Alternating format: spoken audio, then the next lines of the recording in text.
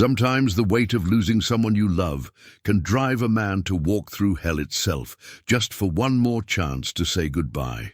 For 3 brutal winters in the Colorado mountains, that's exactly what Hollis Cain has been doing. This former lawman and his loyal husky Roo have knocked on every cabin door for miles, searching for answers about the woman who vanished from his life one snowy December morning. All he found was her carved locket and blood in the snow. Most folks think he's lost his mind.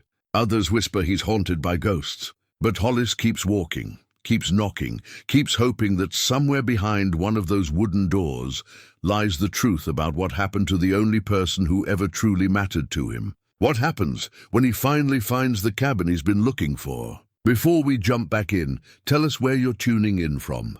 And if this story touches you, make sure you're subscribed, because tomorrow I've saved something extra special for you. The worn leather journal sat open on Hollis Cain's kitchen table, its pages filled with careful handwriting that documented 3 years of searching. Each entry began the same way: date, weather conditions, cabin visited, occupants encountered, outcome. The methodical record of a man who had once worn a badge and believed in the power of evidence, now reduced to tracking disappointment after disappointment in faded ink. Sheriff Hollis Cain had been a different man 4 years ago, before the world tilted sideways and left him grasping for something solid to hold on to.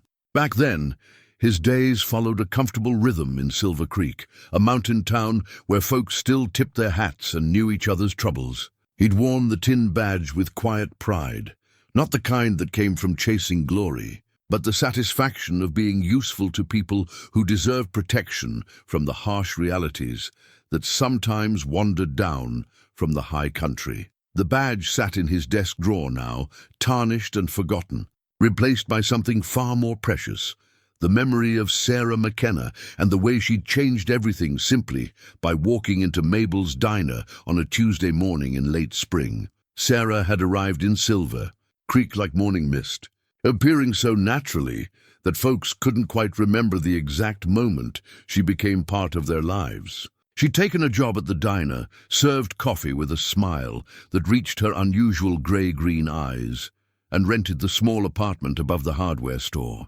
Nothing remarkable about any of it, except for the way she looked at the mountains, not with the casual appreciation of someone passing through, but with the wary respect of someone who understood their danger. Hollis had noticed her immediately, though he'd been careful not to show it. At 38, he'd grown comfortable with his bachelor ways, content with his evening walks and weekend fishing trips. But Sarah McKenna had a quality that drew attention without demanding it, a stillness that suggested depths worth exploring. Their courtship unfolded slowly, like seasons changing in the high country. Coffee at Mabel's became deliberate visits during his rounds. Those visits became conversations that stretched longer than necessary. The conversations became walks along Silver Creek, where Sarah would pause to listen to the water and Hollis would watch her face, memorizing the way she looked when she thought no one was observing. You ever wonder what it would be like to just disappear? She'd asked him once, standing on the creek bank with her hands buried deep in her coat pockets. To walk into those trees and never come back? Can't say I have, Hollis had answered, though her question stirred something uneasy in his chest. Most folks around here, they've got roots that go too deep for that kind of thinking. Sarah had smiled then, but it hadn't reached her eyes. Lucky them.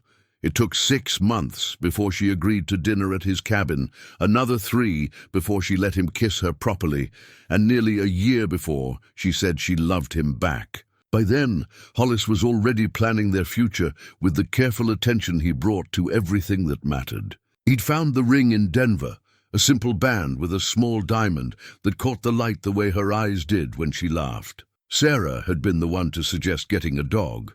They'd driven to the shelter in Leadville on a Saturday morning, intending to look at a border collie mix the volunteer had recommended. Instead, they'd come home with Roo, a gray husky with mismatched eyes, one brown, one blue, and a stubborn streak that matched Sarah's independent spirit. He chose us, Sarah had said, laughing as the young dog tangled himself in his leash, trying to investigate every scent in the parking lot. Look at him. He's already planning our walks. Rue had adapted to cabin life with the same ease Sarah had shown settling into Silver Creek. The three of them developed routines that felt as natural as breathing. Morning coffee on the porch, evening walks along the old mining trails, weekend trips into the high country where Sarah would sketch the landscape while Rue chased marmots and Hollis pretended to fish. Those were the golden months, when Hollis allowed himself to believe that happiness was something a man could build and keep safe. Sarah had begun talking about expanding the cabin, maybe adding a room for the children they'd have someday.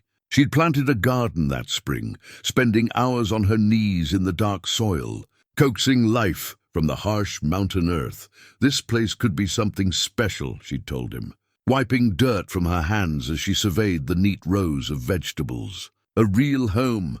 Hollis had kissed her then, tasting earth and possibility on her lips, and wondered if a man could die from too much contentment. The proposal had been simple, the way Sarah preferred things. No grand gestures or public displays, just the two of them sitting on the porch swing after dinner, Rue sprawled at their feet, watching the last light fade from the peaks. Hollis had pulled the ring from his pocket and asked if she'd marry him, and Sarah had said yes, with tears in her eyes and her hands shaking as she slipped the band onto her finger. They'd set the date for the following June, planning a small ceremony in the meadow behind the cabin where the wildflowers would be in full bloom. Sarah had been particular about the details. She wanted Pastor Williams to officiate, wanted Mabel to make the cake, wanted the whole thing to feel like Silver Creek, like home.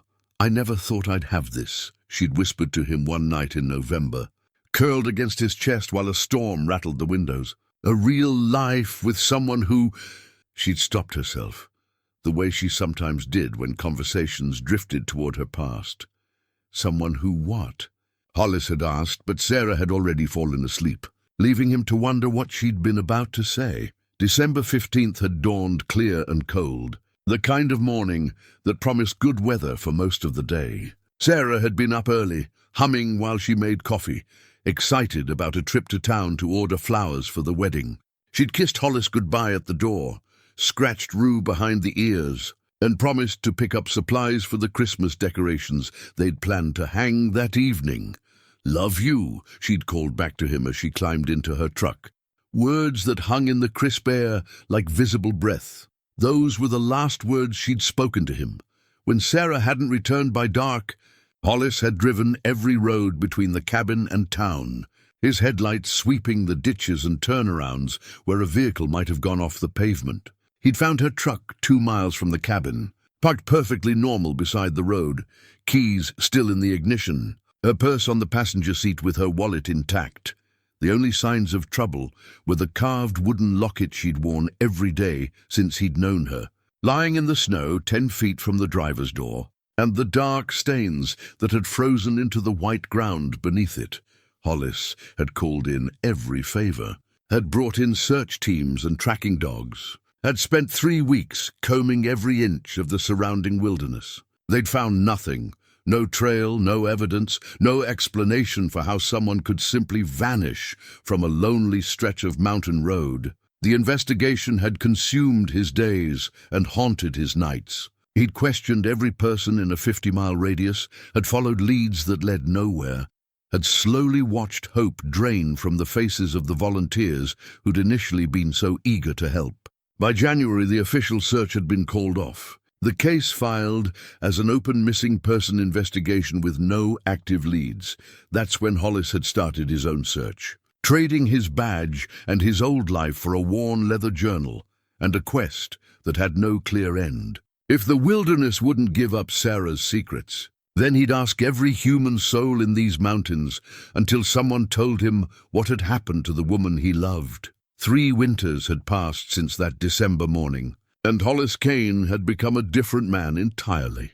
The cabin felt hollow without Sarah's presence, empty except for Rue's steady companionship and the memories that seemed to echo in every room. But the journal remained, growing thicker with each passing season. a testament to a love that refused to accept the finality of loss. The carved wooden locket had become Hollis's compass, though it pointed toward heartbreak instead of true north.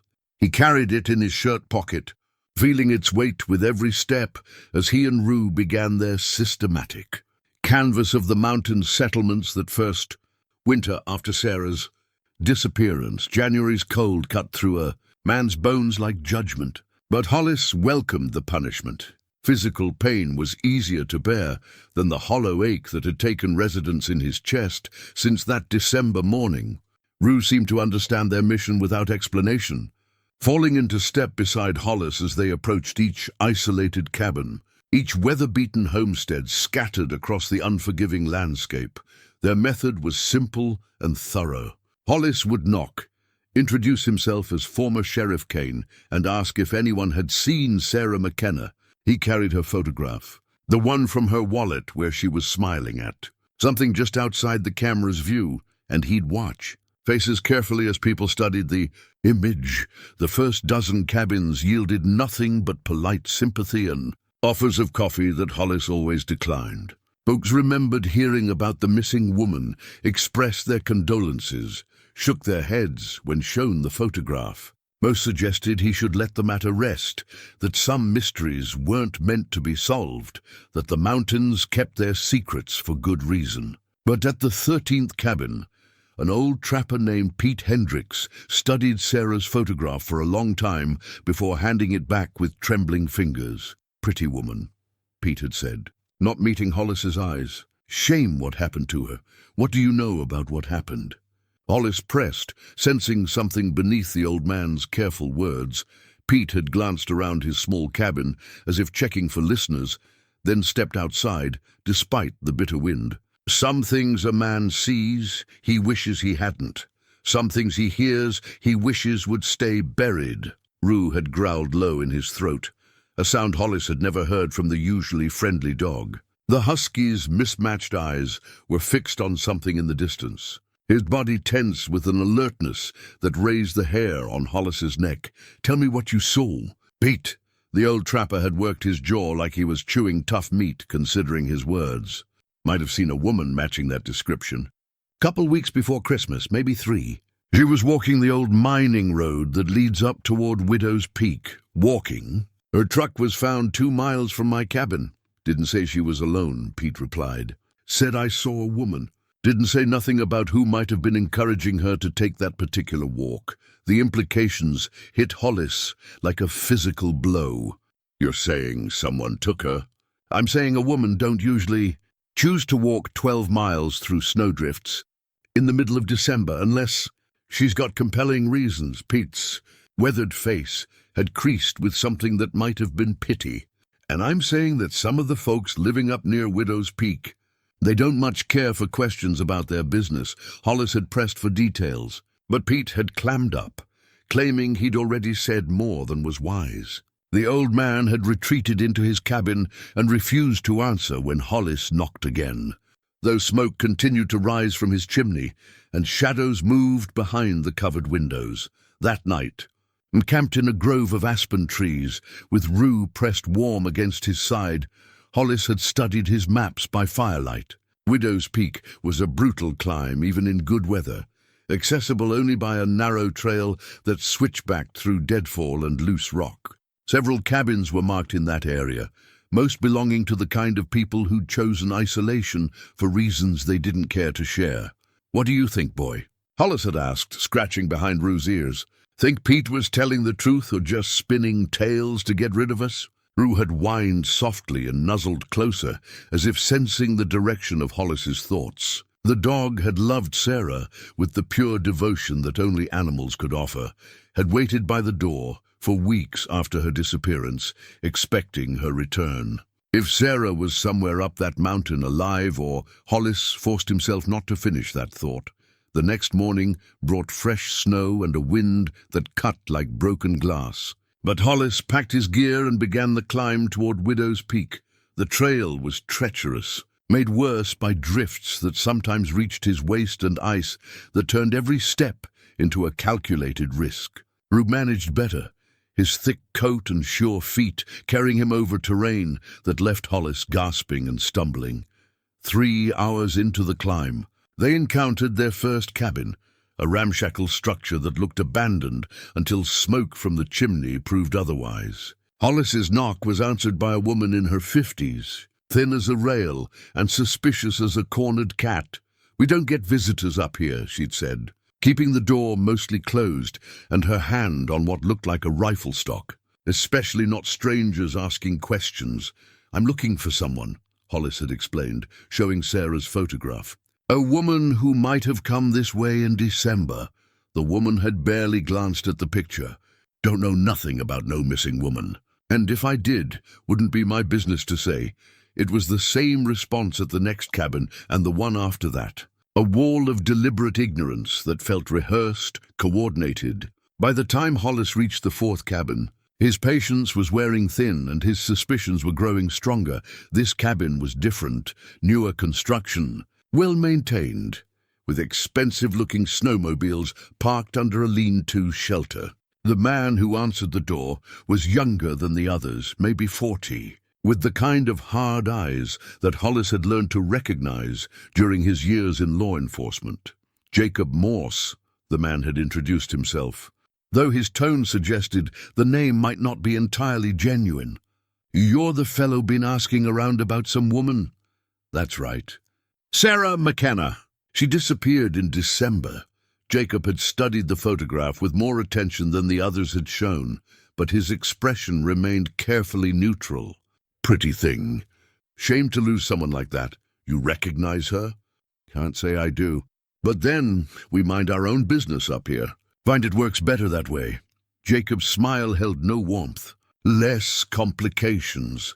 Rue had begun that low growling again, positioning himself between Hollis and Jacob in a way that suggested the dog's instincts were picking up signals Hollis might have missed. The husky's behavior had been increasingly agitated as they climbed higher, as if familiar scents were triggering memories Hollis wished he could access. "My dog seems to think he's been here before," Hollis had said, watching Jacob's face carefully.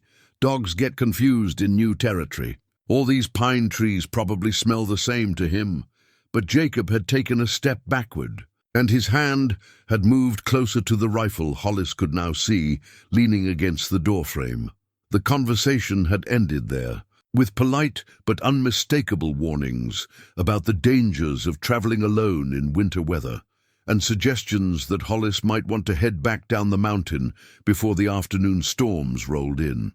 But as Hollis and Rue had walked away, he'd felt eyes watching from behind the cabin's windows, and he'd noticed tracks in the snow that looked like they'd been made by someone trying to avoid detection. That evening, as they camped in a sheltered spot halfway down the mountain, Hollis had made his first journal entry about what would become 3 years of systematic searching. January 18th.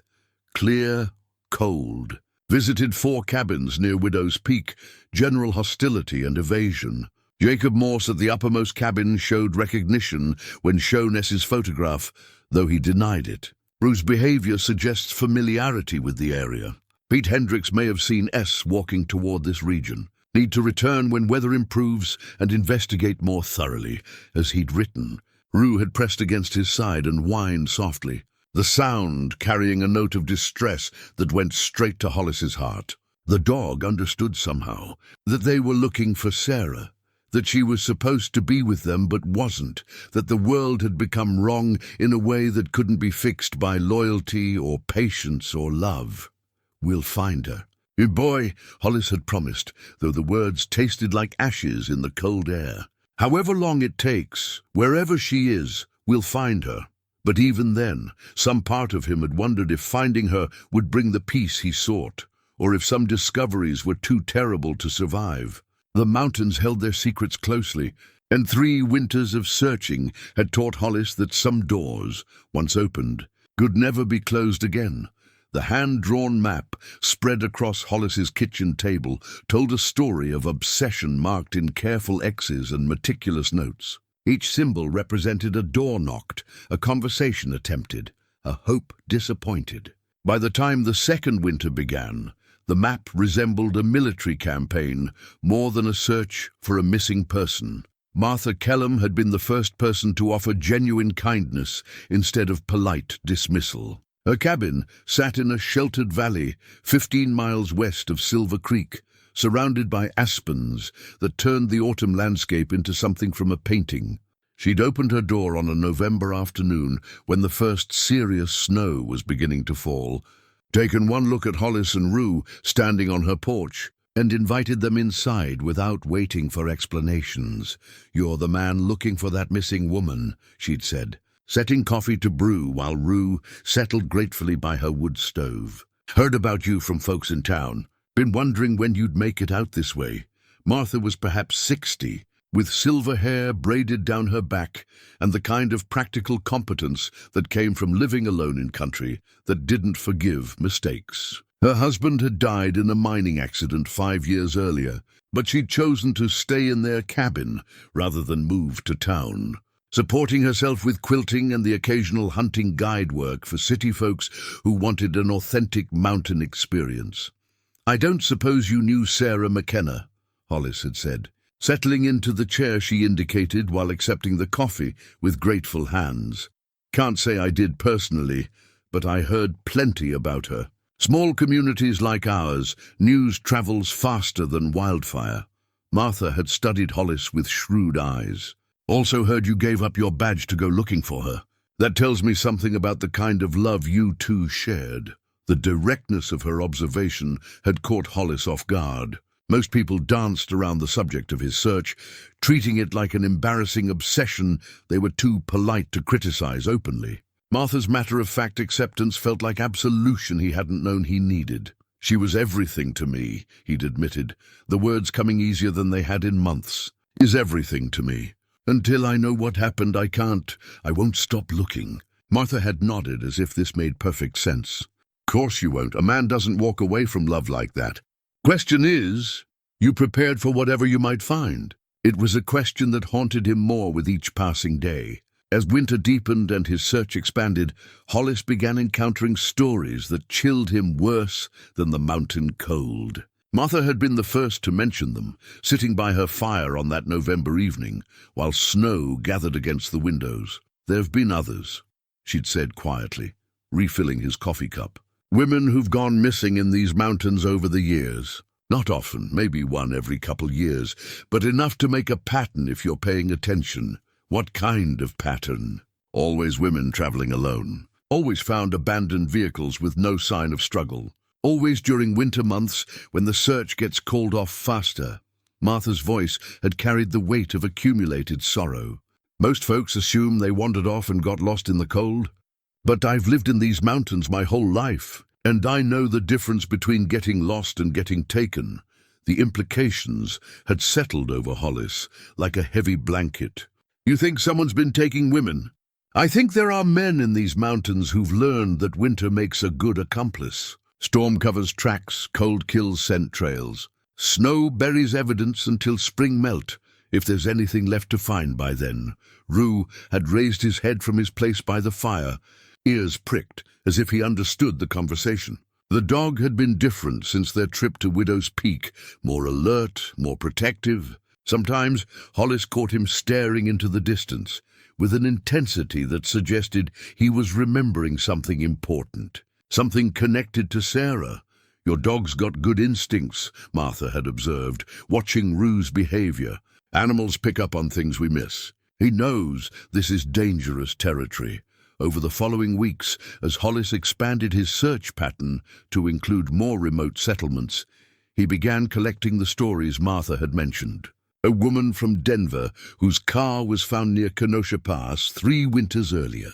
A teacher from Leadville who'd vanished while hiking alone 2 summers before Sarah's disappearance. A journalist investigating mining claims who'd disappeared the previous spring. Her rental car found pristine and empty on a Forest Service road. Each story followed the same pattern Martha had described. Women traveling alone. Abandoned vehicles, no traces despite extensive searches. The local authorities had investigated each case thoroughly, but the vastness of the Colorado wilderness and the harsh conditions that followed each disappearance had frustrated their efforts. It's like they just evaporated. Deputy Tom Morrison had told Hollis during one of their unofficial conversations. Tom had been a friend since Hollis's sheriff days, and he'd been generous with information despite departmental policies about sharing case files with civilians. No physical evidence, no witnesses, no logical explanation. Just gone. You think they're connected? Can't prove it, but yeah. My gut says someone's been hunting women in these mountains for years. Someone who knows the terrain well enough to make people disappear without a trace. The idea had consumed Hollis's thoughts as he continued his methodical canvass of the high country. His map grew more complex, marked not just with X's for cabins visited, but with different symbols for useful contacts, suspicious responses, and locations that triggered unusual reactions from Rue. The husky had become an integral part of the investigation. Rue's behavior at certain locations provided clues that human observation might miss, the way he'd tense when approaching specific cabins, how he'd whine and pull away from certain trails, the aggressive posturing he'd display around particular individuals. At a cabin near Cameron Pass, Rue had refused to approach the front door, instead circling the building with his hackles raised until Hollis had abandoned the visit entirely. Later, Tom Morrison had mentioned that the cabin's owner, a man named Carl Brennan, had been questioned in connection with 2 of the earlier disappearances, but had never been charged due to lack of evidence. Rue knew, Martha had said when Hollis described the incident during one of his regular visits to her cabin. Dogs can smell fear, smell violence. That animal's trying to keep you safe.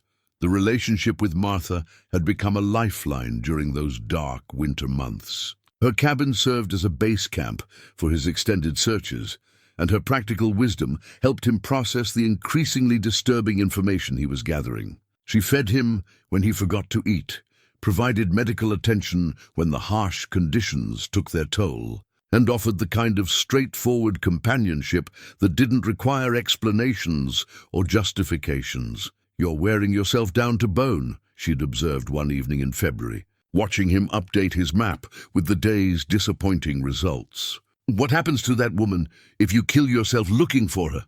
It was a fair question, one that Hollis had been avoiding as his search consumed more of his physical and emotional reserves. The isolation was taking its toll, the constant disappointment wearing away at his optimism like water-carving stone. But every time he considered scaling back his efforts, he'd remember Sarah's laugh or the way she'd looked at him when she'd said yes to his proposal. And the fire would rekindle. "I keep thinking I'm getting close," he'd told Martha, tracing the patterns on his map with a finger that shook slightly from fatigue. "Like there's something just out of reach, some connection I'm missing." Maybe there is. But maybe you need to change how you're looking for it. That advice would prove prophetic in ways Hollis couldn't yet imagine. The broken compass had been Sarah's, found among her belongings after she disappeared.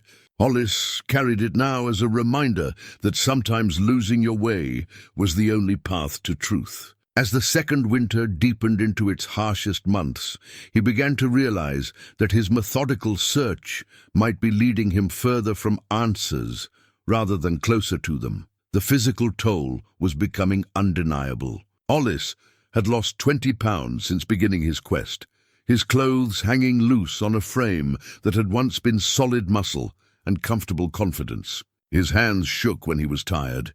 His sleep was fractured by dreams that left him gasping in the darkness. And there were mornings when getting out of bed required an act of will that surprised him with its difficulty.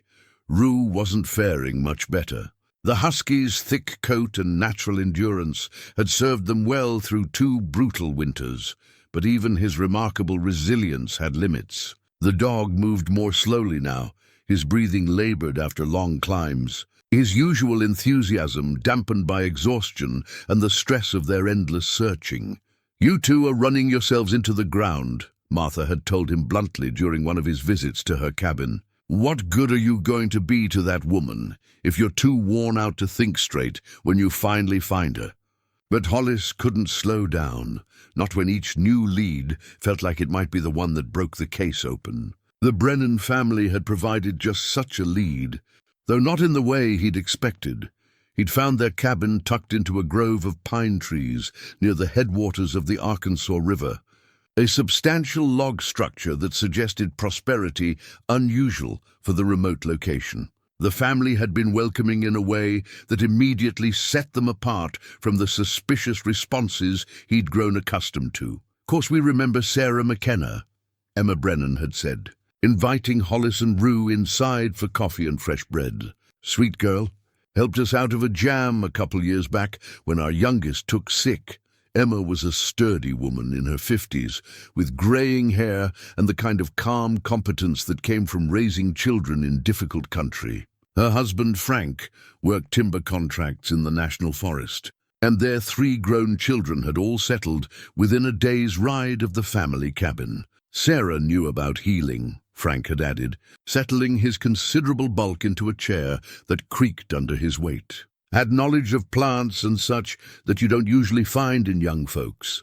Saved our boy Tommy when the fever wouldn't break. The revelation that Sarah had visited the Brennan family had sent excitement coursing through Hollis's tired mind.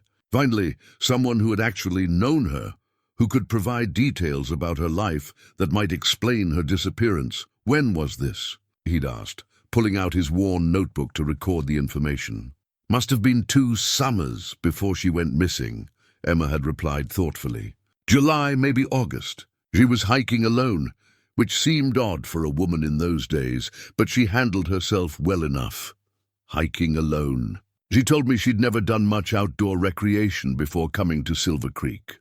Frank and Emma had exchanged glances, the kind of wordless communication that long marriages produced. "Well," Emma had said carefully, "maybe she was just being modest. Girl knew her way around the wilderness better than most men we've known." The conversation had continued for 2 hours, revealing details about Sarah that left Hollis feeling like he was learning about a stranger.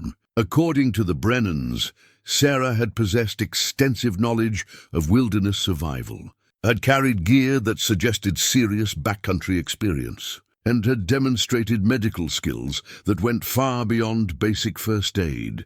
"She ever mentioned where she learned all this?" Hollis had pressed. "Said she'd grown up in rough country," Frank had replied.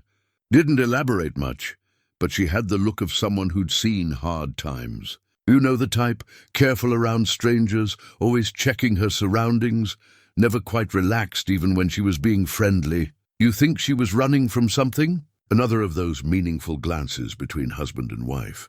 "Wasn't our business to ask," Emma had said diplomatically, "but a woman doesn't develop those kinds of skills or that kind of watchfulness unless she's had reasons." The implications had followed Hollis and Rue back down the mountain like pursuing wolves.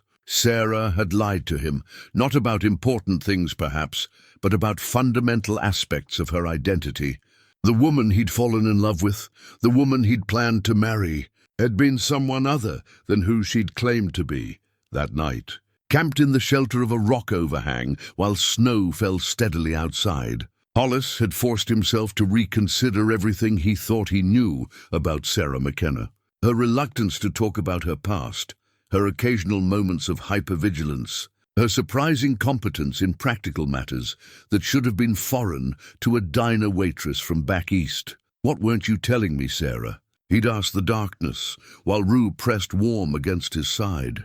"What were you so afraid of that you couldn't trust me with the truth?" The questions multiplied as spring arrived and his search expanded. A trapper near Rabbit Ears Pass remembered a woman matching Sarah's description, who had traded medical supplies for winter gear 3 years before her disappearance. A rancher outside Kremling recalled seeing her at a gun shop, purchasing ammunition for a pistol with the kind of casual, a competence that suggested familiarity with firearms. Each revelation added another layer to the mystery while simultaneously undermining Hollis's confidence in his own memories. Had he been so blinded by love that he'd missed obvious signs of deception? Or had Sarah been so skilled at maintaining false identities that even someone with law enforcement experience couldn't see through her performance? The broken compass became a metaphor for more than just Sarah's lost directions. Hollis began to feel like he was navigating without reliable landmarks, uncertain whether his search was taking him toward truth or deeper into delusion. Maybe the question isn't what happened to her, Martha had suggested during one of their late-night conversations by her fireplace. Maybe the question is who she really was and why she needed to hide it. It was a perspective that required Hollis to acknowledge possibilities he'd been avoiding. If Sarah had been living under a false identity, then her disappearance might not have been a random crime or an accident. It might have been connected to whatever had driven her to create a new life in Silver Creek. "You think someone found her?" he'd asked Martha. "Someone from her past?" "I think a woman with that kind of training and those kinds of secrets doesn't vanish without good reason. Question is whether she left voluntarily or whether someone made the choice for her." The distinction mattered more than Hollis wanted to admit. If Sarah had chosen to disappear, then his 3-year search was an exercise in futility, pursuing someone who didn't want to be found. If she'd been taken against her will, then every day of delay might be bringing him closer to discovering something he wasn't prepared to handle. As winter grudgingly gave way to spring, Hollis found himself standing at a crossroads that had nothing to do with mountain trails. He could continue his systematic search, accepting that the woman he'd loved might have been someone entirely different from who he'd thought. Or he could abandon the quest and try to rebuild a life that wasn't defined by loss and unanswered questions. Rue made the decision for him. On a warm April morning, while they were camped near the site where Sarah's truck had been found, the husky suddenly raised his head and began moving with purposeful direction toward a section of forest they'd searched dozens of times before. But this time was different. This time, Rue was following a scent trail that set his entire body trembling with recognition and anticipation. The broken compass might not point toward true north anymore, but Rue's instincts were leading them somewhere that mattered. Hollis packed his gear and followed, knowing that whatever they found would either provide the answers he'd been seeking or destroy the last remnants of the illusions he'd been carrying. The torn photograph had been tucked between the pages of a water-damaged book, half of a family portrait that raised more questions than it answered.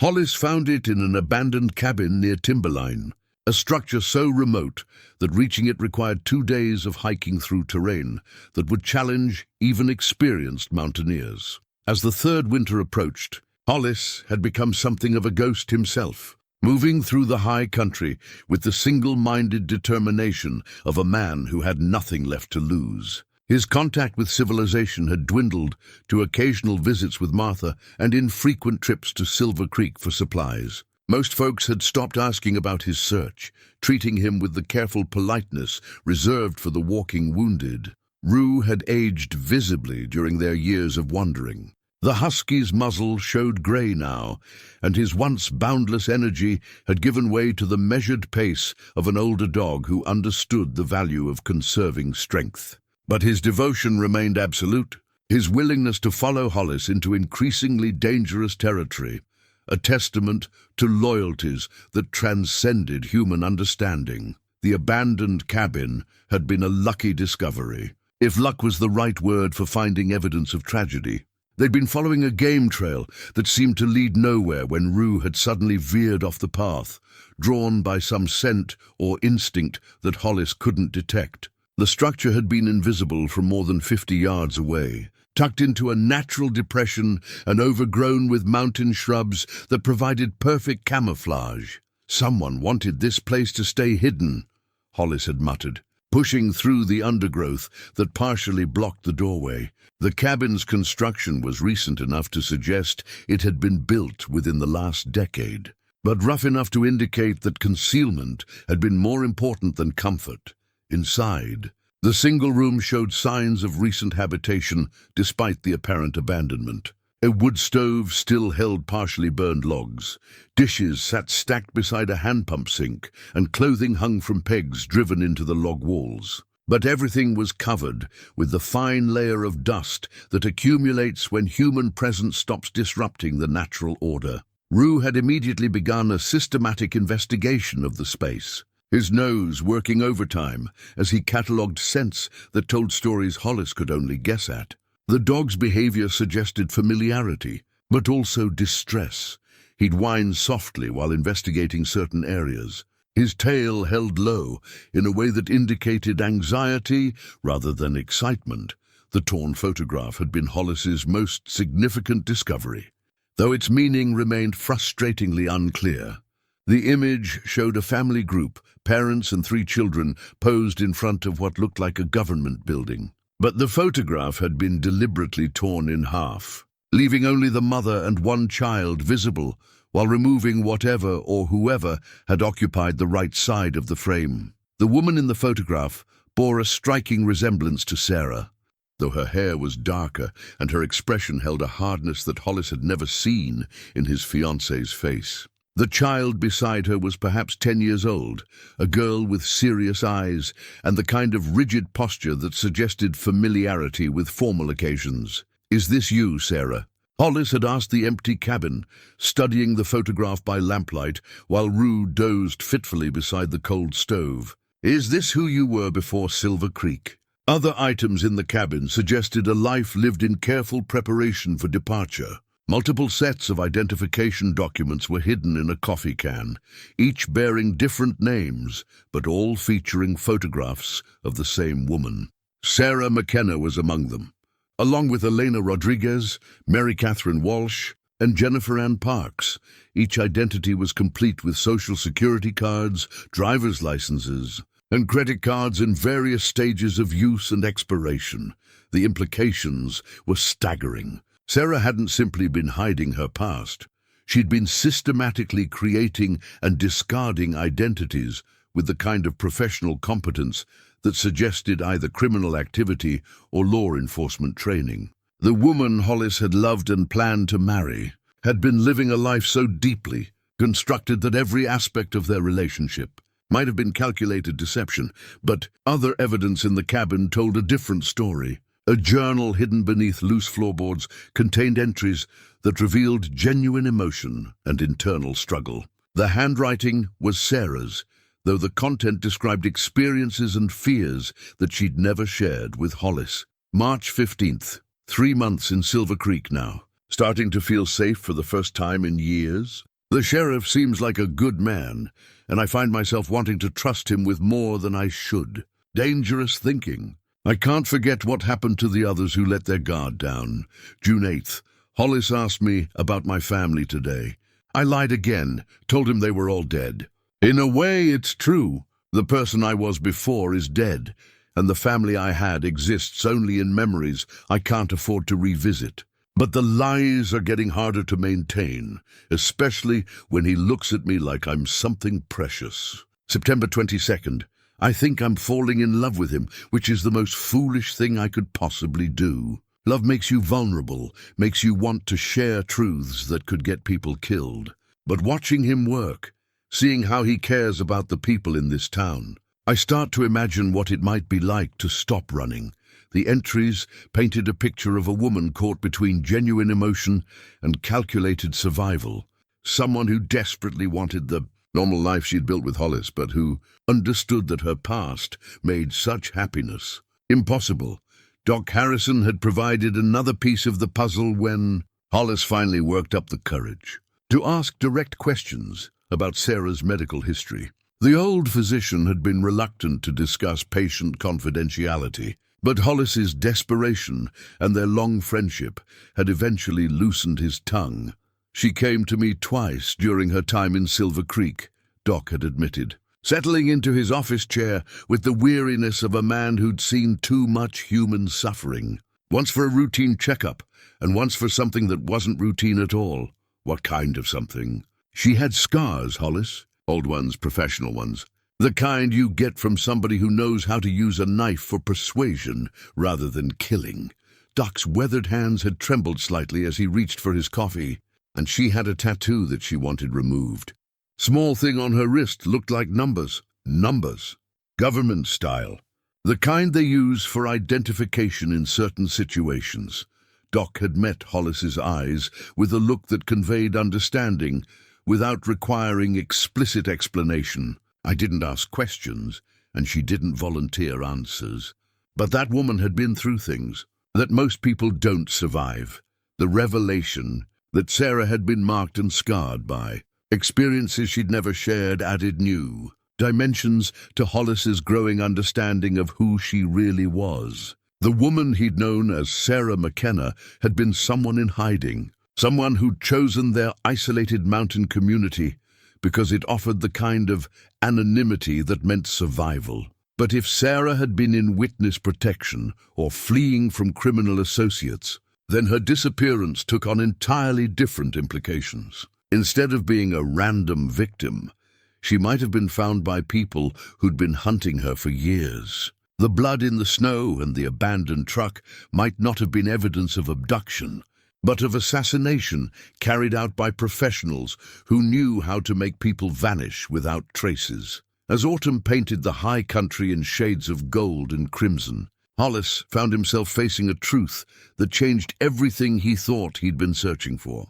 Sarah McKenna might already be dead, killed by people whose patience had finally been rewarded after years of careful hunting. His 3-year quest might not be a rescue mission, but an extended funeral for a woman who died the moment her enemies discovered her location. Rue seemed to sense his master's growing despair. The old dog had become increasingly protective, positioning himself between Hollis and strangers, growing softly when anyone approached their camp.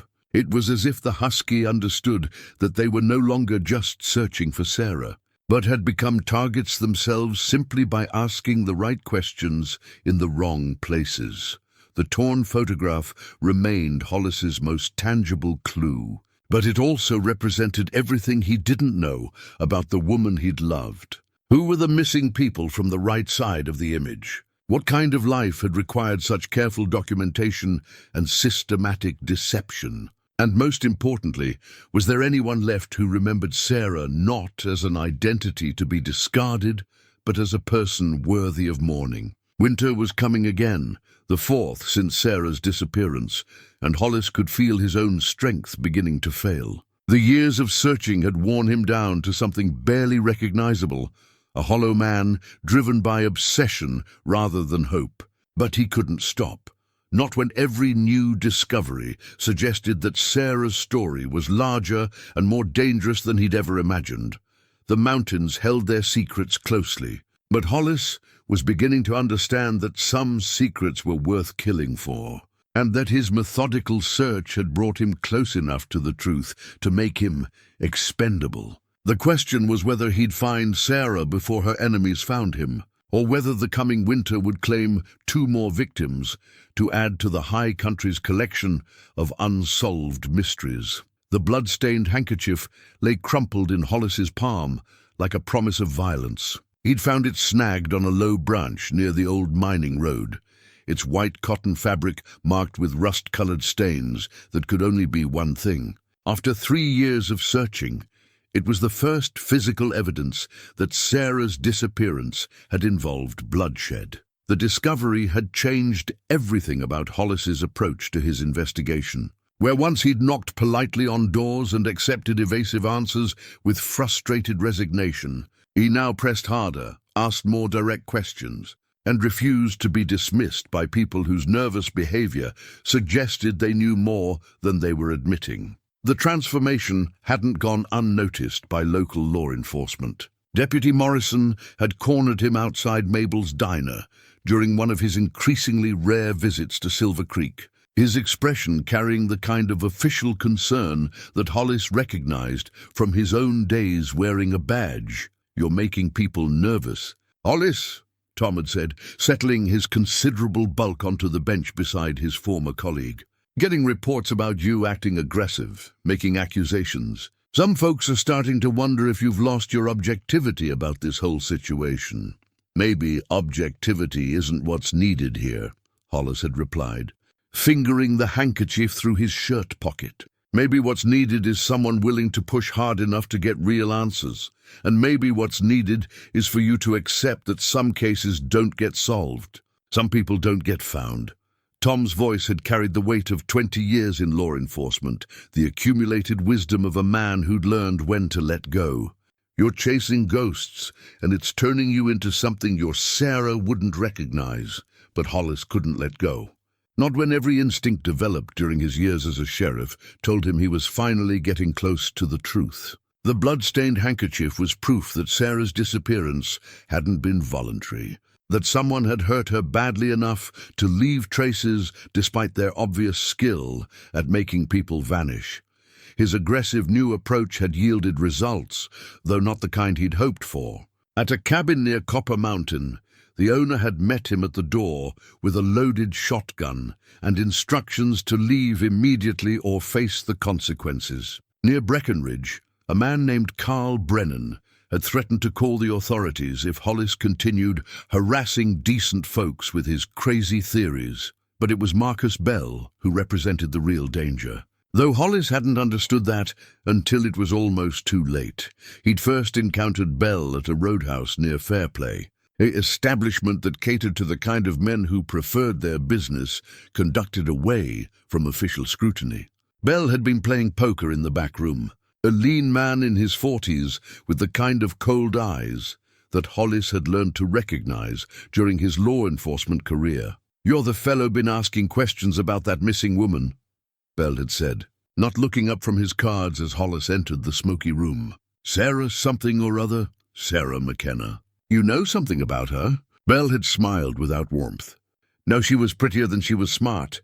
Pretty women who ask too many questions. They sometimes find answers they don't like." The casual menace in Bell's voice had set every alarm bell in Hollis's mind ringing, but he'd pressed forward anyway. "What kind of answers?" "The kind that get people hurt. The kind that make families disappear in the middle of winter nights."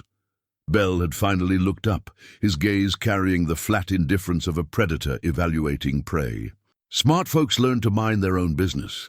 Folks who don't learn that lesson, they sometimes have accidents. Hollis had left the roadhouse with the uncomfortable certainty that he'd just met the man responsible for Sarah's disappearance, possibly for the other missing women as well. But certainty wasn't evidence, and his years in law enforcement had taught him the difference between knowing something and being able to prove it. The proof had come 2 nights later, when Rue's frantic barking had awakened Hollis from an uneasy sleep in their camp beside a mountain stream. The husky had been pacing the perimeter of their firelight, hackles raised and teeth bared at something moving in the darkness beyond the circle of illumination. Hollis had grabbed his rifle and rolled away from the fire just as the first shot shattered the silence, the bullet passing through the space where his head had been moments before. Training took over then, the muscle memory of a dozen dangerous situations during his sheriff years, guiding his movements as he sought cover behind a fallen log. "Should have minded your own business." "Sheriff," Bell's voice had called from the darkness, "should have accepted that some women are better off forgotten." The gunfight that followed had been brief but vicious, muzzle flashes lighting the forest like deadly fireflies, while bullets whined through the pine branches overhead.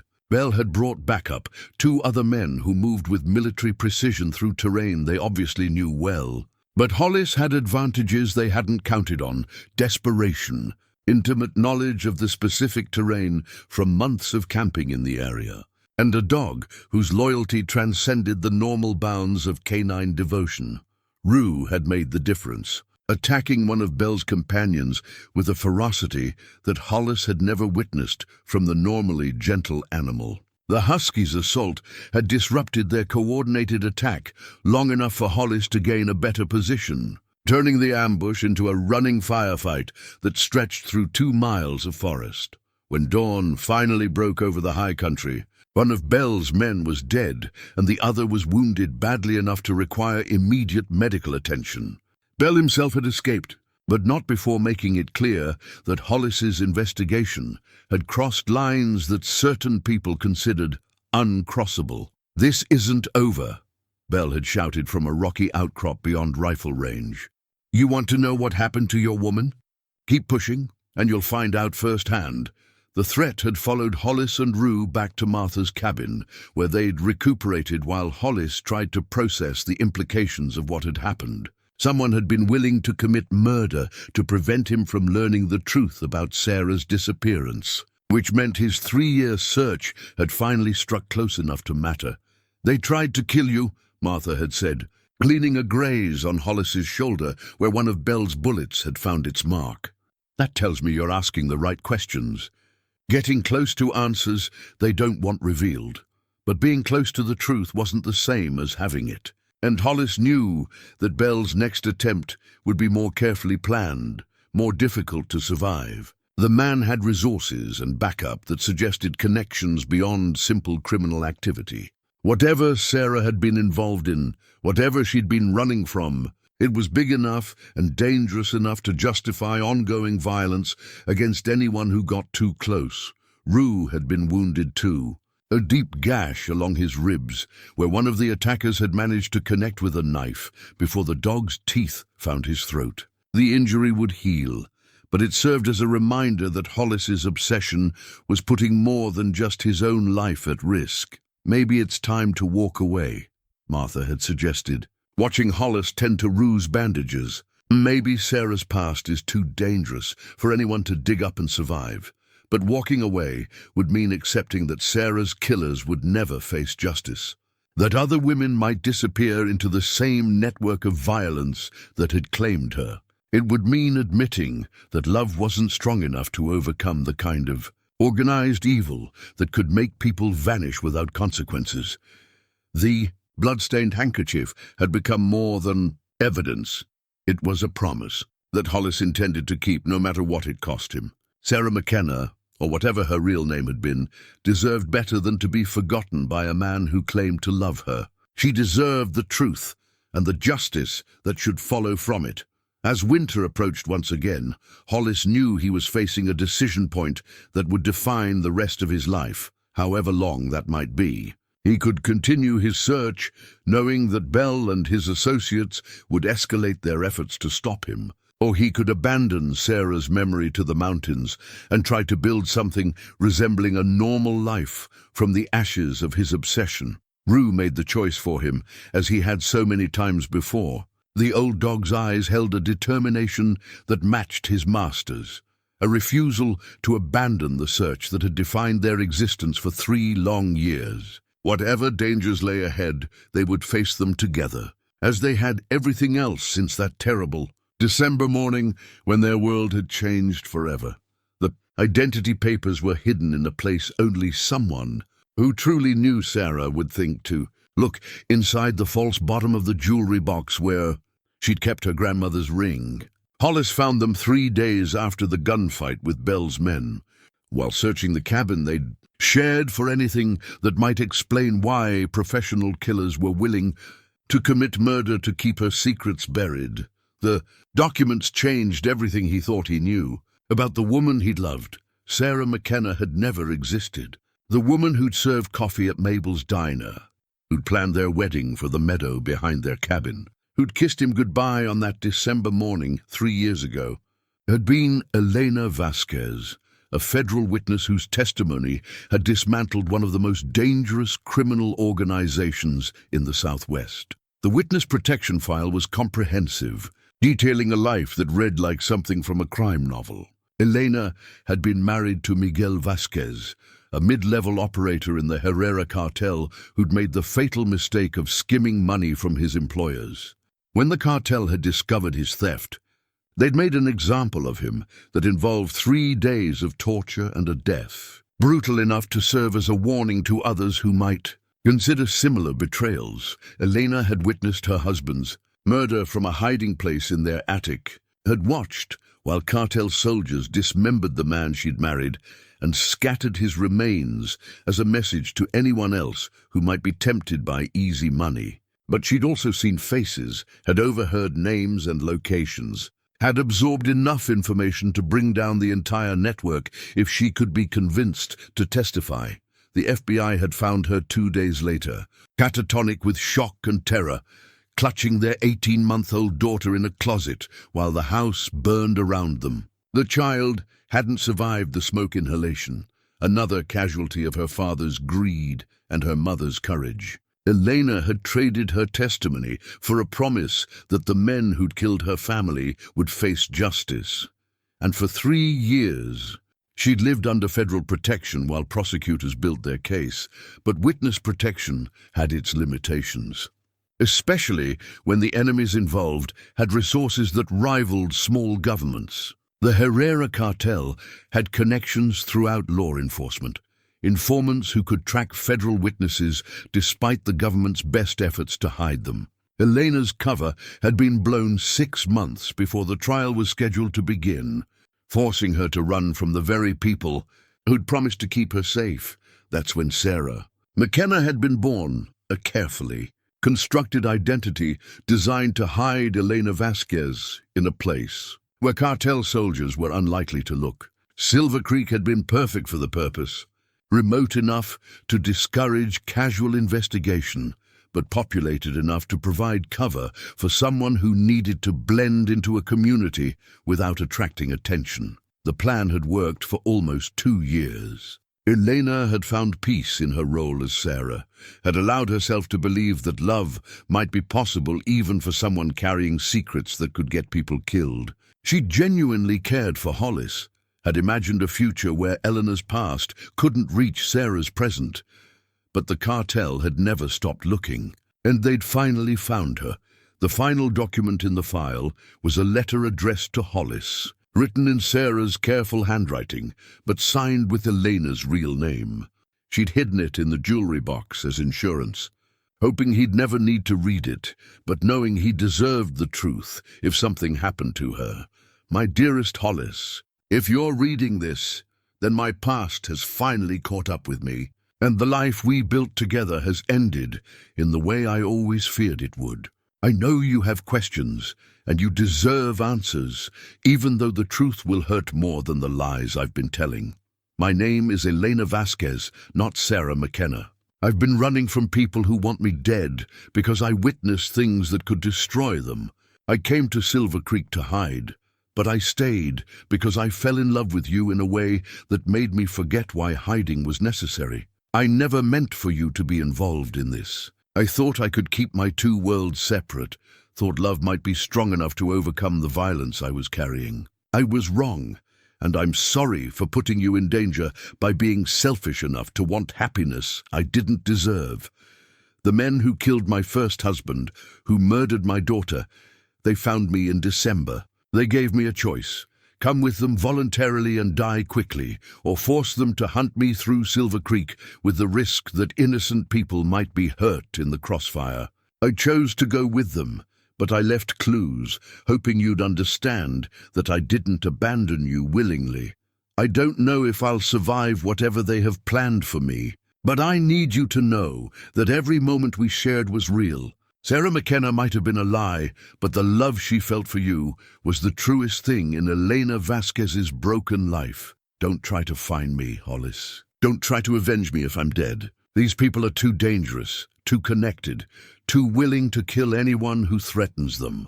Live your life, find someone who can love you without bringing death to your door, and remember me as Sarah if you can manage it. I'm sorry for everything I couldn't tell you. I'm sorry for every lie I told to protect you from my truth. Most of all, I'm sorry that love wasn't enough to overcome the mistakes I made before I knew you existed. Forever yours, Elena. Hollis read the letter 3 times before his hands stopped shaking enough to set it down. The woman he'd been searching for had been dead for 3 years, killed by professionals who specialized in making problems disappear without traces. The blood in the snow had been Sarah's, Elena's, shed as a message to federal prosecutors that their star witness would never make it to trial. But even as grief threatened to overwhelm him, another emotion was building in Hollis's chest. Rage, pure and clean and focused on the men who'd taken everything from him twice, first when they'd murdered Elena's family, driving her into the false life that had brought her to Silver Creek, and again when they'd tracked her down and killed the woman she'd become. Marcus Bell hadn't been acting randomly when he'd threatened Hollis at the roadhouse. He'd been part of the cartel cleanup crew, tasked with eliminating anyone who might have learned too much about Elena's real identity. The ambush in the forest had been intended to tie up loose ends, to ensure that Sarah McKenna's secrets died with the man who'd loved her. But Hollis had survived, and now he knew the truth. Elena Vasquez had been murdered by the Herrera cartel to prevent her testimony from destroying their organization. The federal case had collapsed without their star witness, and the men responsible for multiple deaths had escaped justice through systematic intimidation and violence. Rue had been watching from his place by the fireplace, his intelligent eyes seeming to understand that their search had finally found its conclusion, though not the one they'd hoped for. The old dog whined softly and padded over to rest his head on Hollis's knee, offering the wordless comfort that had sustained them through 3 years of hunting ghosts. "She's gone, boy," Hollis whispered, scratching behind Rue's ears the way Sarah had done on countless evenings in this same cabin. "She's been gone since that December morning, and we've been chasing memories." But even as he spoke the words, Hollis felt something hardening inside him, transforming grief into purpose. Elena Vasquez had died trying to bring killers to justice, had sacrificed her life to protect the community that had become her home. The least he could do was ensure her death hadn't been meaningless. The federal prosecutors might have given up without their witness. But Hollis had spent 3 years gathering information about the network that had operated in these mountains. He knew names, faces, locations, enough to give law enforcement a starting point for finishing what Elena had begun. Marcus Bell and his associates had made a critical error when they'd tried to kill him. They'd revealed themselves as active threats rather than distant memories, had shown federal authorities that the Herrera cartel was still operating despite the collapsed prosecution. With Elena's testimony lost, her killers had become complacent, careless enough to leave evidence that could still be used against them. As winter settled over the Colorado mountains for the 4th time since Sarah's disappearance, Hollis began planning a different kind of search. Not for a missing woman who'd been found dead years earlier, but for justice that had been delayed too long. Elena Vasquez deserved to have her killers face consequences for the trail of blood they'd left across 2 states. And Hollis intended to make sure she got it. The identity papers went into his leather jacket pocket, next to the carved locket that had started his quest. Sarah McKenna's artifacts alongside Elena Vasquez's truth, carried by a man who'd loved them both without fully understanding either. The search was ending where it had begun, with secrets, violence, and the determination of someone who refused to let evil triumph through patience and intimidation. Rue stood and stretched, his old bones creaking with the effort, then moved to the door with the expectant patience of a dog who understood that their real work was just beginning. Elena's final letter lay folded inside Hollis's shirt pocket, positioned over his heart like a talisman against the darkness he was about to confront. He'd found it that morning, hidden in the one place she'd known he would eventually look, tucked inside the pages of the Bible she'd kept on their nightstand, marking the passage about justice rolling down like waters. The letter was different from the one in the jewelry box, written in those final hours before she'd walked out of their cabin to meet her killers. Her handwriting showed signs of the fear she'd been fighting to conceal, words occasionally shaky, but the message clear and devastating in its honesty. "Hollis, they found me. I can see them watching the cabin from the ridge. 3 men who've been hunting me for 2 years. I recognize Marcus Bell from the descriptions the FBI showed me during the trials that never happened. If he's here, then the others won't be far behind. I'm going to go to them willingly. It's the only way to keep you and the people of Silver Creek safe from what they'll do if they have to come get me. I've seen their work before. They don't care about innocent casualties when they want to make a point. By the time you read this, I'll be gone. Don't look for me. Don't try to find my body. Don't let my death destroy the life you can still have. These people are professionals, Hollis. They've been killing federal witnesses for years. And they've never been caught because they're smarter and more patient than anyone hunting them. But if something happens to you, if you end up asking questions that bring them back to Silver Creek, then you'll need to know what you're really fighting. The Herrera cartel didn't die when Miguel was arrested. It adapted, evolved, became something worse. They have people inside law enforcement, inside the federal agencies, inside the prosecution offices. That's how they found me despite witness protection. That's how they've stayed ahead of every investigation. Marcus Bell runs their cleanup operations. He specializes in making federal witnesses disappear in ways that discourage others from cooperating with authorities. He's killed at least 12 people that I know of, probably more that were never connected to him. If you push him, he'll try to kill you too. But he has weaknesses. Bell operates out of a compound near the old Bristlecone mine, about 20 miles northeast of where you found my truck. The mine itself is abandoned, but he's built a private facility in the buildings that used to house the mining operation. He keeps records there, evidence of operations going back years. The FBI could use those records to rebuild the case against the cartel, to finish what my testimony was supposed to accomplish. I know you'll want to go after him. I know you'll feel like avenging me is the right thing to do. But please understand that this isn't about revenge. It's about preventing other women from dying the way I'm about to die. It's about making sure my daughter's death meant something in the end. If you decide to do this, you'll need help. Contact Agent Sarah Chen at the FBI field office in Denver. Tell her Elena Vasquez sent you and give her the location of Bell's compound. She's been hunting the Herrera cartel for 3 years, and she's one of the few federal agents I trusted completely. She'll know how to use whatever you can provide. I love you, Hollis. I loved you as Sarah McKenna, and I love you as Elena Vasquez. That love was the only real thing in my life for 2 years. And I'll carry it with me wherever I'm going.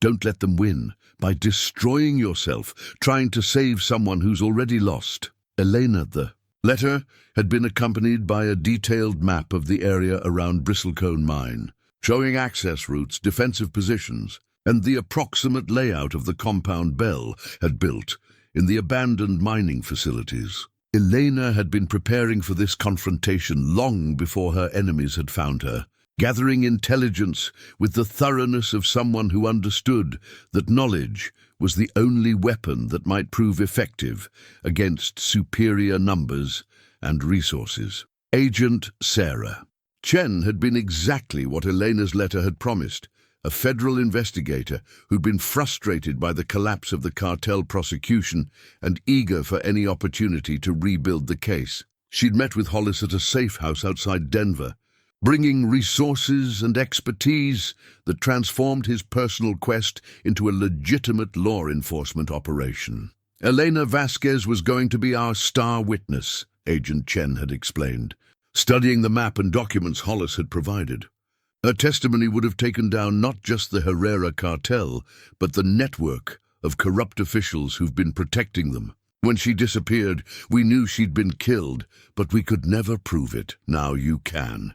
Now we have a chance. But it's going to be dangerous, and there's no guarantee we'll survive long enough to use whatever evidence we find. Chen was a small woman in her 30s, but she carried herself with the confidence of someone accustomed to dangerous work. Bell's compound is essentially a fortress. Getting in alive will be difficult. Getting out with evidence will be nearly impossible. But Hollis had advantages that professional law enforcement couldn't match. He knew the terrain intimately, had spent 3 years learning every trail and hidden approach in the area. More importantly, he was motivated by something deeper than duty or career advancement. He was driven by love for a woman who'd died protecting people who'd never know her sacrifice. The plan they'd developed was simple in concept but complex in execution. A joint federal task force would position themselves around the compound's perimeter, while Hollis and a small team infiltrated the facility to secure the records Elena had described. The operation was scheduled for the new moon, when darkness would provide maximum concealment for their approach. Rue had been a constant presence during the planning sessions. the old dog seeming to understand that their long search was finally approaching its conclusion. His health had declined noticeably in recent weeks. The stress of their years in the wilderness had taken a toll that even his remarkable constitution couldn't overcome indefinitely. But his eyes still held the alertness of a working animal, and his devotion to Hollis remained absolute. "Your dog's getting old," Agent Chen had observed during one of their meetings. "Are you sure you want to bring him on something this dangerous?" Hollis had looked down at Rue, who was sleeping by the fireplace, but whose ears twitched at the sound of his name. The husky had been with him through every step of this journey, had saved his life more than once, had never wavered in his loyalty even when the search seemed hopeless. The idea of leaving him behind for the final confrontation felt like betrayal. "He's been hunting these people longer than any of us," Hollis had said. "He deserves to be there when we find them." But privately, Hollis worried that Rue's declining condition would make him a liability during the operation. The dog moved more slowly now. His breathing labored after minimal exertion, his once sure footing uncertain on difficult terrain. Age and accumulated injuries had reduced him from a capable partner to a beloved companion whose presence might endanger the mission they'd both sacrificed so much to reach. 2 days before the operation was scheduled to begin, Hollis had driven back to the cabin he'd shared with Sarah, with Elena, to collect the last of his gear and to say goodbye to the life they'd built together. The structure felt hollow without her presence. Empty rooms that echoed with memories of conversations they'd never finish and plans they'd never fulfill. But the cabin also held reminders of the woman Eleanor had chosen to become. During her time in Silver Creek, the garden she'd planted still showed signs of her care, wild now but recognizable. The porch swing where they'd spent countless evenings still creaked in the wind. The bedroom they'd shared still held the scent of the lavender soap she'd preferred. Sarah McKenna had been a fiction, but the love she'd felt for Hollis had been real. The life they'd planned together had been built on lies, but the happiness they'd found had been genuine. Elena Vasquez had died 3 years ago, but something of her continued to exist in the memories she'd left behind, and the determination she'd inspired in the man who'd loved both versions of her. As he prepared for what might be his final mission, Hollis carried Eleanor's letters, Sarah's carved locket, and Rue's unwavering loyalty. The search that had begun with a missing woman had evolved into something larger, a quest for justice that might finally allow both Elena Vasquez and Sarah McKenna to rest in peace. The mountains that had hidden so many secrets were about to reveal their most dangerous truth, and Hollis intended to be there to witness it, whatever the cost to himself or the dog who'd never left his side. Hollis's father's revolver felt heavier than memory suggested, its weight a reminder of responsibilities passed down through generations of men who'd worn badges and tried to protect people from predators that hunting season couldn't touch. The weapon had been his father's service piece during 30 years as a Colorado state trooper, carried through situations that had never made the newspapers but had shaped the man who'd raised Hollis to believe that some fights were worth the risks they demanded. The old Colt 45 had been retired to a gun safe after his father's death, a memorial to law enforcement service that Hollis had never expected to need again. But as he checked the cylinder one final time in the pre-dawn darkness outside Bristlecone Mine, the revolver felt like a connection to something larger than personal vengeance, a link to the idea that justice was worth pursuing even when the odds suggested that good men would die trying to achieve it. Agent Chen's task force had positioned themselves in the forests surrounding the compound. Federal agents armed with modern weapons and sophisticated communication equipment that made Hollis's revolver seem like an antique. But the old gun had advantages that newer weapons couldn't match. Reliability earned through decades of use, and the kind of stopping power that ended fights decisively. "Remember, we need Bell alive if possible," Chen had whispered during their final briefing. His testimony could dismantle the entire network. But if it comes down to choosing between the mission and your survival, choose survival. Dead heroes don't testify in court. The compound had been built with security in mind, taking advantage of the natural defensibility that had made the mining operation profitable in its day. The main buildings were positioned in a natural depression, surrounded by rocky outcroppings that provided excellent fields of fire for defenders, while limiting approach routes for attackers. Bell had added modern security measures, motion sensors, cameras, and armed guards who moved through the facility with military precision. But Elena's intelligence had been thorough, identifying weaknesses that professional security might miss. An old mining tunnel provided access to the compound from the north, emerging inside the perimeter in a way that would allow a small team to bypass the main defensive positions. The tunnel was dangerous, unstable in places, prone to flooding, filled with the kind of toxic gases that had killed miners decades earlier.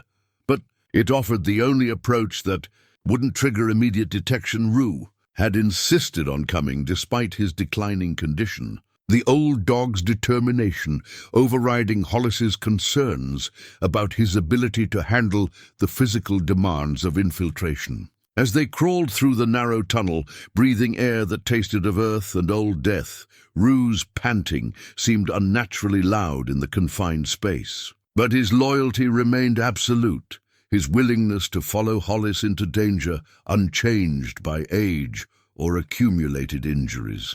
The tunnel emerged in the basement of what had once been the mining office, now converted into a storage facility for the compound's operations. Hollis and the two federal agents with him, specialists in tactical operations whose names he'd never learned, moved through the darkened building with careful precision, following Elena's map toward the records she'd described. But Bell had been expecting them. The ambush came as they reached the main office, automatic weapons fire erupting from concealed positions throughout the room. One of the federal agents went down immediately, his body armor insufficient protection against the volume of fire directed at their position. The second agent managed to find cover behind an overturned desk, returning fire with controlled bursts that forced their attackers to keep their heads down. Hollis rolled behind a filing cabinet as bullets shattered the air around him, fragments of metal and wood creating a deadly storm that filled the room with the smell of cordite and fear. His father's revolver felt inadequate against the modern assault rifles their enemies carried, but it was what he had, and Elena's sacrifice demanded that he use it effectively. "You should have stayed away." "Sheriff," Bell's voice called from somewhere in the darkness, "should have let sleeping dogs lie instead of digging up graves that were meant to stay closed. Elena Vasquez deserved better than what you gave her," Hollis shouted back, trying to locate Bell's position by voice while conserving ammunition for shots that would count. Elena Vasquez got exactly what she deserved. "What every federal witness gets when they think cooperation will save them." Bell's laugh carried the cold amusement of a predator who enjoyed his work. "She died begging, Sheriff, begging for you, for more time, for mercy that doesn't exist in my line of work." The words hit Hollis harder than bullets, images of Elena's final moments threatening to overwhelm his tactical awareness. But rage could be a weapon if properly controlled, and Hollis had been preparing for this confrontation for 3 years. Every door he'd knocked, every lead he'd followed, every night he'd spent sleeping on cold ground with only Rue for companionship had been building toward this moment. Rue made the difference, as he had so many times before. The old dog had circled around the room during the firefight, using shadows and furniture for cover while positioning himself behind their attackers. When Bell paused to reload, Rue struck with the fury of an animal defending the only family he'd ever known. The husky's attack disrupted the coordinated assault, giving Hollis the opening he needed to advance on Bell's position. The man who'd killed Elena was younger than Hollis had expected, perhaps 40, with the kind of hard competence that came from years of professional violence. But he'd made the mistake of underestimating the determination of a man who'd lost everything and had nothing left to lose. The fight was brief and vicious. Bell was skilled with weapons and hand-to-hand combat, but Hollis had advantages that training couldn't provide: desperation, righteousness, and the accumulated strength that came from 3 years of hiking through mountain wilderness. More importantly, he was fighting for something larger than personal survival. When it ended, Bell was unconscious and bleeding from wounds that wouldn't kill him but would require immediate medical attention. The surviving federal agent was already calling for backup, requesting medical evacuation for his wounded partner and secure transport for their prisoner. But Hollis wasn't thinking about procedures or protocols. He was kneeling beside Rue, who'd collapsed after his attack on Bell. The old dog's breathing shallow and labored in a way that suggested internal injuries, too severe for field medicine to address. "Easy, boy," Hollis whispered, stroking the graying fur around Rue's ears.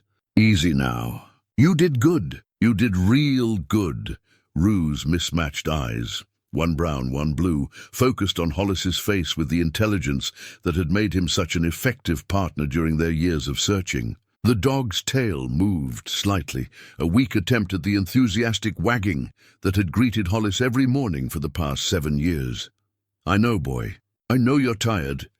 Hollis's voice broke as he realized this was goodbye, that Rue's final act of loyalty had cost him everything. "She's waiting for you, wherever dogs go when they're done being heroes. Sarah's waiting, and she'll take good care of you until I get there." Rue's breathing grew more labored, his eyes never leaving Hollis's face as life slowly drained from the body that had carried him through so much hardship and danger. When the end came, it was peaceful, the old dog simply closing his eyes and letting go of the life he'd spent in service to something larger than himself. Agent Chen found them 20 minutes later, Hollis still holding Rue's body, while federal agents secured the compound and began cataloging the evidence Elena's intelligence had promised they would find. The records were all there: years of cartel operations, lists of corrupt officials, financial records that would allow prosecutors to trace money and reconstruct criminal networks that had operated with impunity for too long. "We got them," Chen said quietly, settling beside Hollis in the debris-strewn office. "Bell's talking already, trying to cut a deal. The records here will let us roll up the entire organization. Elena's testimony won't be needed anymore. We have enough physical evidence to convict everyone involved." But Hollis barely heard her. He was thinking about the dog who'd never failed him, who'd followed him through 3 years of desperate searching, and had died protecting the mission that had defined both their lives. Rue had been more than a companion. He'd been a partner, a friend, a connection to the woman they'd both loved and lost. The search was over, but the price had been higher than Hollis had expected to pay. Elena was still dead. Bell's capture wouldn't bring her back. And now Rue was gone too, leaving Hollis alone with memories and grief that justice couldn't heal. The mountains that had hidden so many secrets had finally revealed their truth. But victory felt hollow when measured against everything it had cost to achieve. Sarah's wedding ring caught the early morning light as she pressed it into Hollis's palm, the simple band that had never made it to their planned June ceremony, now serving as both greeting and goodbye. She'd appeared at the edge of the compound like a ghost made flesh, moving through the federal agents with the kind of quiet authority that suggested she belonged there, that her presence was expected, even though it should have been impossible. "Hello, Hollis." Her voice carried 3 years of accumulated sorrow, the weight of choices that had saved lives but destroyed the future they'd planned together. "I heard you'd been looking for me." For a moment, Hollis thought grief and exhaustion had finally broken his mind, that the stress of losing Rue and confronting Bell had created a hallucination that would fade when he blinked or tried to speak. But Elena remained solid and real, older than memory suggested, marked by experiences that had carved lines around her eyes and added gray to the hair he'd once loved to touch. "You're alive." The words came out as statement rather than question, though his mind was still struggling to process the impossibility of her presence. Elena's letter said, "She said you were going to die." "I was. I did. in a way.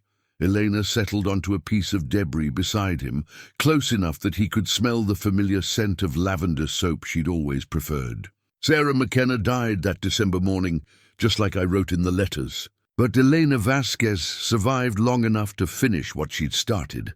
Agent Chen had stepped back to give them privacy, but Hollis could see her speaking urgently into a radio, probably alerting her superiors that their recovered witness was alive and available for testimony. The implications would transform the federal case from an evidence-based prosecution into something much more powerful, a living victim who could put faces on the crimes and names on the perpetrators. I don't understand. Hollis was still holding the wedding ring, its weight somehow heavier than the revolver he'd carried into battle. The blood in the snow, the truck. Everyone said, I thought, the blood was real, mine. Belle cut me to make the scene convincing, to make sure you'd believe I was dead. Eleanor's hand moved unconsciously to her throat, where a thin scar showed pale against her skin. They needed you to stop looking, needed the investigation to end so they could move their operations without interference. So they kept you alive? They tried to break me. 3 years of imprisonment, torture, psychological manipulation, designed to make me forget why I'd agreed to testify in the first place. Elena's voice remained steady, but Hollis could see the effort it cost her to speak about experiences that would haunt her forever. They wanted me to recant my testimony, to claim I'd lied about what I'd witnessed. But every time they hurt me, I thought about you, about Silver Creek, about the people I was protecting by staying silent. The revelation hit Hollis like a physical blow. While he'd been searching the mountains, following false leads and questioning innocent people, Elena had been suffering in captivity, enduring torture that was designed to destroy her will to resist. His 3-year quest had been doomed from the beginning, chasing shadows while the woman he'd loved was being systematically broken by professionals who specialized in making people disappear. I could have found you, he said, though even as he spoke the words, he knew they weren't true. If I'd pushed harder, been smarter, you would have died. Elena's hand covered his, warm and real and alive in a way that still seemed impossible. Belle had orders to kill anyone who got too close to the truth. The only reason you survived last night was because I'd been feeding information to Agent Chen, helping her coordinate the raid. You've been working with the FBI? For 6 months. Ever since I escaped from the facility where they were holding me. Elena's smile held no warmth, the expression of someone who'd learned that survival sometimes required embracing darkness. Bell made a mistake when he brought me back to Colorado. He thought the familiar territory would break my spirit, make me more willing to cooperate. Instead, it reminded me why I'd chosen to testify in the first place. The escape had been as brutal as the captivity that preceded it. Elena had killed 2 guards and a driver during her breakout, using skills she'd learned during her marriage to Miguel Vasquez and refined during 3 years of imprisonment. The woman who'd served coffee at Mabel's diner and planted flowers in their cabin garden had become something harder, more dangerous, shaped by experiences that would have destroyed a weaker person. The woman you fell in love with, Elena said quietly, reading the questions in his eyes. She was real. Sarah McKenna might have been a cover identity, but the feelings were genuine. The love was genuine. The plans we made, the future we imagined, I wanted all of it more than I'd ever wanted anything in my life. Then why? Hollis stopped, realizing he already knew the answer. You can't come back. The trial starts in 3 weeks. My testimony will put 43 people in federal prison, including 5 government officials who've been protecting the cartel for years. After that, I'll disappear into witness protection again, and Elena Vasquez will become someone else entirely. The finality of it settled over them like winter cold. There would be no reunion, no return to the life they'd built in Silver Creek, no wedding in the meadow behind their cabin where the wildflowers bloomed each June. Elena's survival had come at the cost of everything that had made Sarah McKenna worth saving. I need you to know, Elena continued, her voice breaking slightly for the first time since she'd appeared. that leaving you is the hardest thing I've ever done. Harder than watching Miguel die. Harder than losing our daughter. Harder than 3 years of captivity. But if I'd stayed, Belle would have killed everyone in Silver Creek to get to me. I couldn't let that happen. I know. Hollis closed his fingers around the wedding ring, feeling its edges cut into his palm. I read your letters, all of them. I understand why you made the choices you did. Do you forgive me? For the lies, for the pain I caused you, for destroying the life we could have had together. The question hung in the air between them, like smoke from a dying fire. Forgiveness seemed inadequate to address the scope of what had been lost, but hatred would dishonor the love that had made their relationship worth remembering. Elena had made impossible choices in an impossible situation, and the consequences had fallen on both of them with equal weight. Sarah McKenna was the best thing that ever happened to me, Hollis said finally. If that woman was built from Elena Vasquez's dreams of a better life, then I'm grateful for every moment we shared. Every lie you told to make those moments possible. Elena's composure finally broke, tears streaming down a face that had learned to hide emotion as a survival mechanism. She leaned against him then, and for a few precious minutes, they held each other the way they had during those golden months when the future had seemed unlimited and love had felt strong enough to overcome any obstacle. But the moment couldn't last. Agent Chen was approaching, flanked by federal marshals who would escort Elena to a secure location where she could prepare for testimony that would reshape organized crime prosecution for years to come. The woman who'd been Sarah McKenna was about to become Elena Vasquez one final time, and then she would disappear forever into whatever identity the government created to keep her safe. Take care of yourself, she whispered as the marshals approached. Find someone who can love you without bringing danger to your door. Live the life we planned, even if you have to live it with someone else. Elena, her real name, felt strange on his tongue, weighted with meanings that Sarah's had never carried. I'll remember you, both of you, always. She kissed him then, soft and quick and final, the last kiss they would ever share. Then she was walking away with the federal agents, becoming smaller and more distant, until she disappeared into the vehicles that would carry her back into the shadows where witnesses lived and died according to the testimony they could provide. Hollis stood alone in the ruins of Belle's compound, holding a wedding ring that would never fulfill its purpose, and mourning a dog who died believing their quest had succeeded. The mountains that had hidden Elena's truth were already beginning to reclaim the facility. Weeds pushing through concrete, and weather starting to erase the evidence of what had happened there.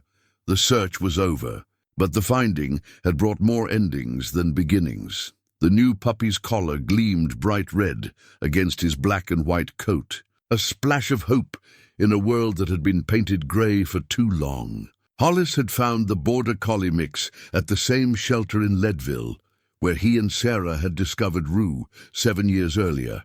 Drawn by the same indefinable quality that suggested this particular animal understood something about loyalty that other dogs might miss. 6 months had passed since the raid on Belle's compound. 6 months since Elena had walked back into federal custody and out of his life forever.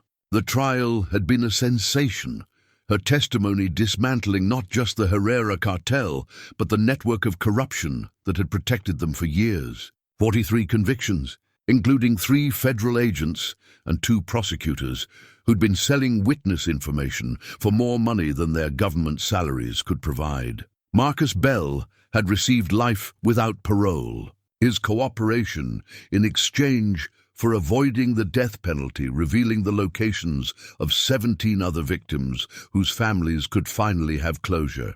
The man who'd tortured Elena for 3 years had shown no remorse during sentencing, no recognition that his actions had destroyed lives beyond counting. Justice had been served, but it felt hollow when measured against everything it had cost to achieve. Hollis had resumed his position as sheriff of Silver Creek, though the man who'd returned to wear the badge was different from the one who'd abandoned it 3 years earlier. The townspeople had welcomed him back with the careful kindness reserved for someone who'd survived a tragedy that couldn't be discussed directly, treating him with respect while avoiding questions about his years in the wilderness. The cabin he'd shared with Sarah remained empty, too full of memories to serve as a home, but too precious to abandon entirely.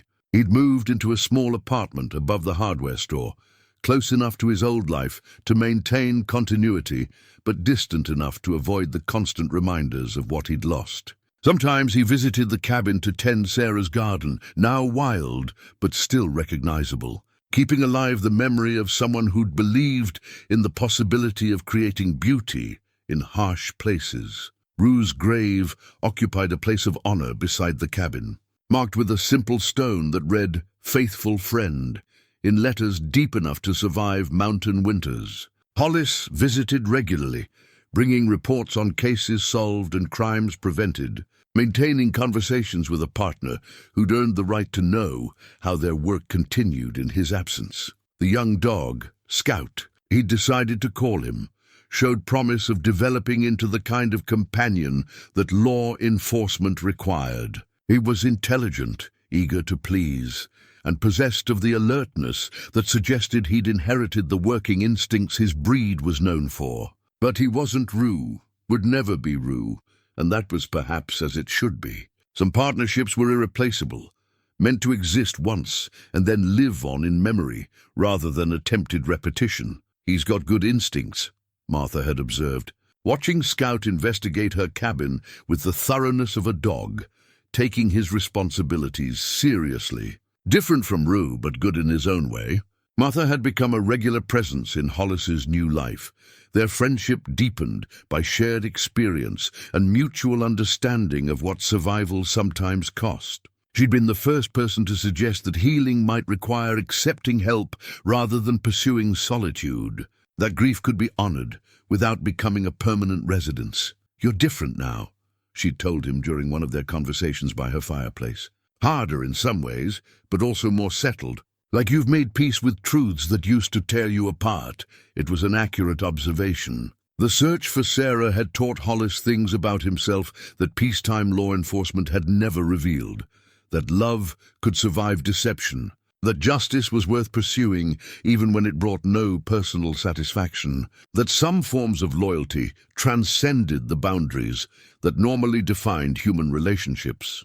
The work was different now, too. His years in the wilderness had sharpened instincts that made him better at reading people, at recognizing the signs that suggested hidden violence or concealed desperation. He'd solved 3 missing person cases in his first month back, applying techniques learned during his search for Sarah to situations where families needed answers that traditional police work couldn't provide. "You've got a reputation now," Deputy Morrison had mentioned during one of their patrols through the high country.